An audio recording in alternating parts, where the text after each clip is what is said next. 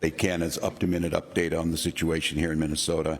You're going to be joined by Commissioner Bob Jacobson, BCA Superintendent Drew Evans, State Patrol Colonel Christina Bogoyevich, Champlain Park Police Chief Snyder, and Brooklyn Park Police Chief Mark Bruley, as well as the Mayor of Brooklyn Park.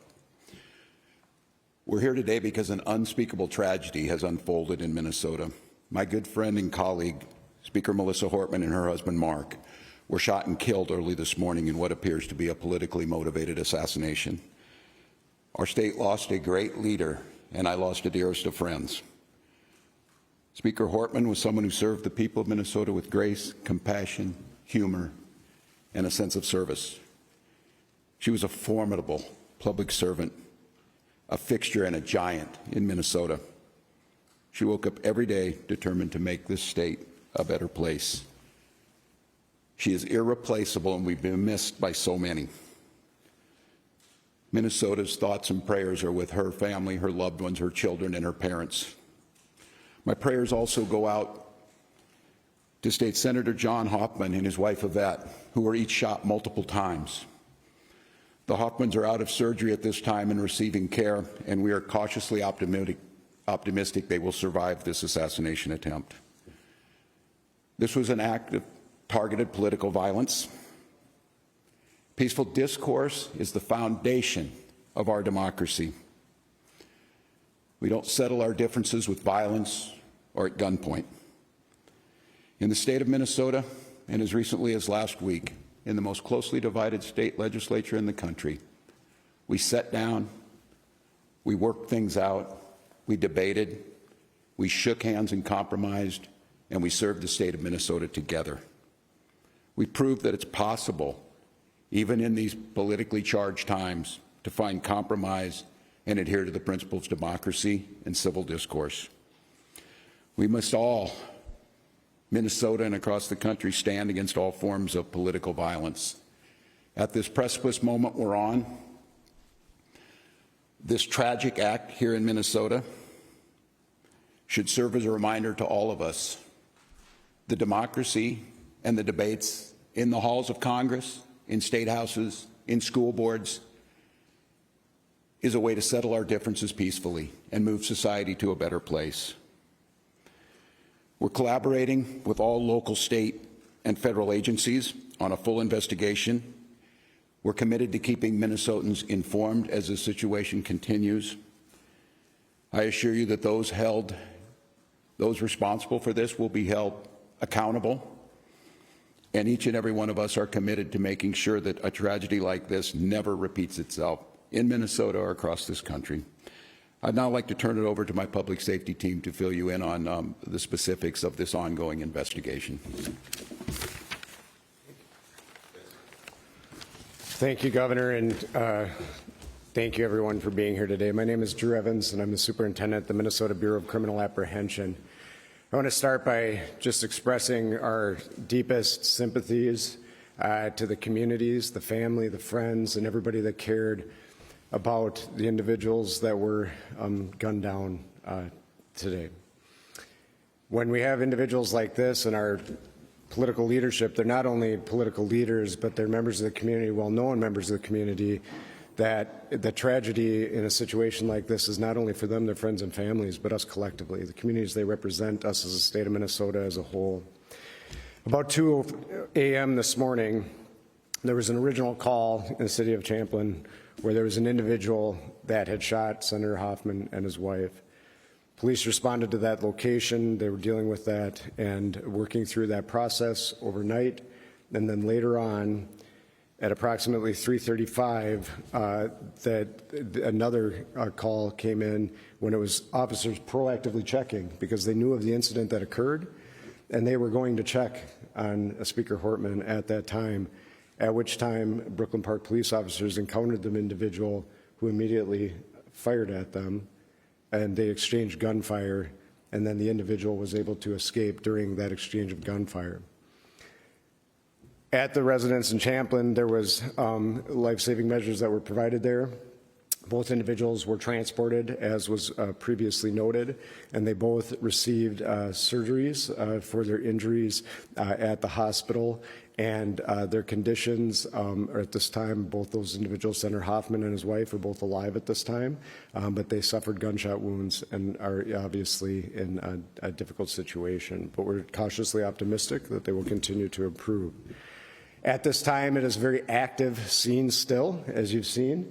The Brooklyn Park Police Department, along with other members, the Hennepin County Sheriff's Office, State Patrol, FBI, BC, and many others are actively engaged in a manhunt for the individual that we believe is responsible for this. And so we'll be sharing the identity with those individuals as this progresses, but I'm going to caution you, I know there's going to be a ton of interest in this. We're not at the position we can do that as we're actively searching for that individual. Right now, just as noted, we have teams. Hennepin County Sheriff's Office and Champlain are working at the scene there that occurred there. And then we are also, as we're stabilizing this between Brooklyn Park, working on the homicide investigation with Brooklyn Park Police, the BCA, FBI is assisting there as well, and we'll be conducting a crime scene investigation there. And then the individuals that were killed will be doing autopsies of those individuals to determine the extent of their injuries and how they passed away. But it was from gunshot wounds. At this time, I will answer questions after Commissioner of Public Safety Bob Jacobson speaks, but we'll be happy to take a few questions.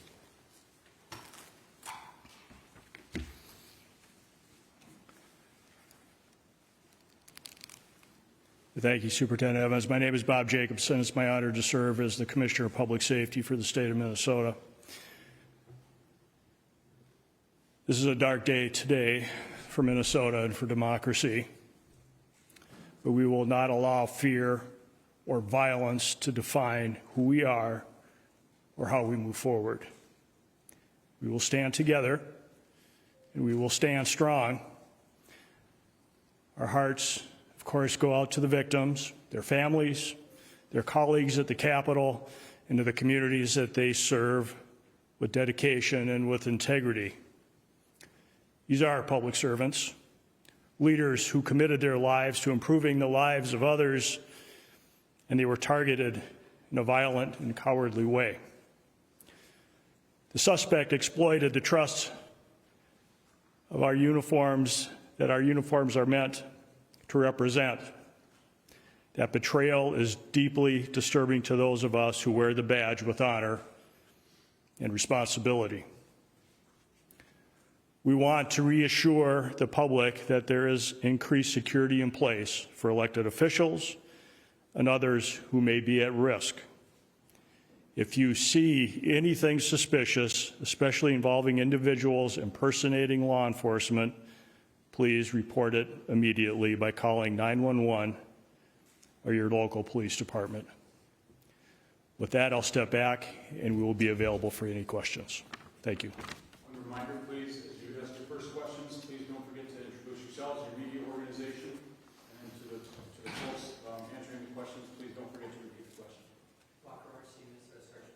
So can you say it one more time? So you were just going to proactively check on Speaker Merritt's apartment, and then police there encountered the gunman or someone with a gun and exchanged gunfire. Can you just go over that one more time, please? I can. Good morning. Police Chief Mark Bruley, Brooklyn Park Police Department. The question is, how did we get to Representative Portman's house, and it was proactively or not. The circumstances that unfolded in Brooklyn Park this morning is that we assisted the Champlain Police Department on a shooting. That shooting was made aware by one of our sergeants that it was at Senator Hoffman's home. In hearing that very intuitive sergeant asked our officers to go check on Melissa Hortman's home, a representative that lives in our community, just proactively as due diligence to swing by. That police officer and his partner pulled down the street when they arrived at Melissa's house. They noticed that there was a police vehicle in the driveway with the lights, emergency lights on, and what appeared to be a police officer at the door coming out of the house. When our officers confronted him, the individual immediately fired upon the officers, who exchanged gunfire, and the suspect retreated back into the home. Was this an actual police officer or impersonating a police officer? Yes, the question is, was it a real person or a person impersonating a police officer? It was not a real police officer. This is somebody that clearly had been impersonating a police officer, again, using the trust of this badge and this uniform to manipulate their way into the home. So Chief Burley, Janice Shortle, Pier 11, the person not only was wearing a badge, posing as a police officer, when they approached their victims, they had a car lights and sirens? Yes, the question is what kind of vehicle and how were they dressed? They did drive a vehicle that looked exactly like an SUV squad car. It was equipped with lights, emergency lights that looked exactly like a police vehicle. And yes, they were wearing a vest with taser, other equipment that would, a badge very similar to mine, that no question if they were in this room, you would assume that they are a police officer. Chief Roulier, Dr. with WCCO News. Can you describe the moments after that played out? You said the person went into the home, and then can you help us understand the next 10, 15 minutes of how we got to the point we're at now?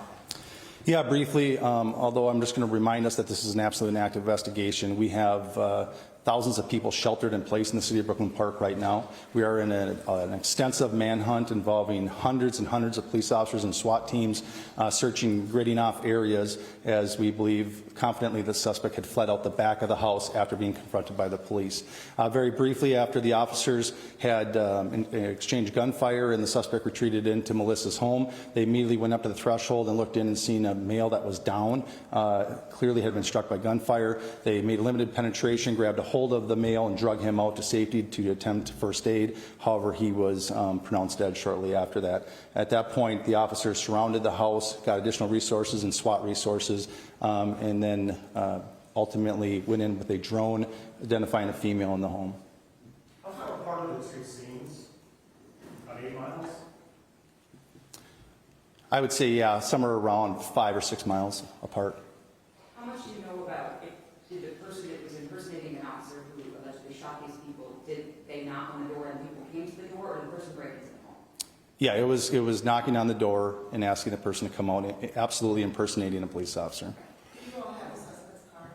We do have the suspect's car. Suspect is on foot. That is what the large-scale search is currently going on. I just remind residents of Brooklyn Park, I know it's been a long time, but those that are in the grid that we gave the alert out to continue to shelter in place. We're also reminding them that if somebody comes to the door and they knock on the door and claiming to be a police officer, please do a couple things. One, call 911 and confirm that the officer belongs there. If they are a police officer, dispatch will be able to confirm that that person is a police officer. Also, we've informed all our officers in Brooklyn Park that they are not to approach anybody by themselves. They're to approach in pairs, meaning 2 officers. So if there's only 1 officer outside the door, do not answer the door and call 911. If it's a Brooklyn Park police officer or any of our partners that are assisting, they will come in pairs of 2 or more. Do you know if the gunman said anything? I'm sorry, one at a time. Do you know if the gunman said anything, like when you knocked on the door, did he say anything to like Senator Hoffman or anything? We do know that he did, but I'm going to hold that back as part of the investigation right now. You guys did detain someone for information? Is that accurate? This is a very large-scale search, so we have detained several people and questioned them, but we do not have anybody in custody at this time. I know you may not want to identify that person publicly, but have you privately identified the suspect? We have people of interest that we are looking for. Michelle Griffith, Minnesota Reformer. Other than that, these are 2 Democratic lawmakers. Is there anything else to suggest that this is politically motivated? Again, I'm going to hold back most of the information. This is part of the investigation that we completed. This is rapidly evolving, just occurred a few hours ago, and we're trying to sort it out. We have partners from the FBI, the BCA, the Hennepin County Sheriff's Office, and almost every suburban agency in our community helping us with this. So it's very complex and working on it. What I will tell you, when we did a search of the vehicle, there wasn't a manifesto that identified many lawmakers and other officials. We immediately made alerts to the state who took action on alerting them and providing security where necessary, and that's about, I'll stop there. Chief, thank you very much. We're going to take one more question. Sure, with the PCA, can I ask you use the word targeted, and that's kind of along the lines of Michelle's question in terms of politics, Democrats, Republicans. These are both Democratic lawmakers. You said the word targeted, so targeted because they're politicians or targeted because they're Democratic? Well, so the question is were they targeted, and when I use the term, why am I using the term? As Chief Bruley noted, there was a list of individuals, and the individuals that were targeted in this situation were on that list. And so when we're looking at that, as Chief Bruley said, it's far too early in the investigation to be able to provide information, but I do think we'll be in a position where we'll be able to develop the motivation behind these attacks, and we'll be able to provide more information as this unfolds. And so that's part of the reason we're using it, is I think there's some preliminary information that is telling us kind of where this is headed, but we need a lot more work done by all the teams that are here working on that to be able to provide that with you with a degree of accuracy. Are you saying how many individuals were on that list? Quite a few. There's a rally at the Capitol today. Thank you. Is that still? Yep, hold on. advice about Colonel, do you that? want to talk about the rally at the Capitol? Thank you. Yep. Good morning, Colonel Bogoyevich with the State Patrol. We are aware of the demonstrations across Minnesota, including the Capitol and across the nation. We will work with our state partners and our local partners to provide security and safety for those that attend. Christy Miller, Primary Press, can you confirm that you will have a sniper station at the Capitol today? The question was, will we have a sniper at the Capitol? We don't discuss our security plans on the Capitol grounds. Colonel, thank you. Okay, thank you very much, everybody, for being here. We will, I think you do have, and if you haven't, let me know, but we do have a place where you can send inquiries for the interview requests, information requests. We have our State Emergency Operations Center set up. If you need information on how to make those requests and make sure that we see them, let me know.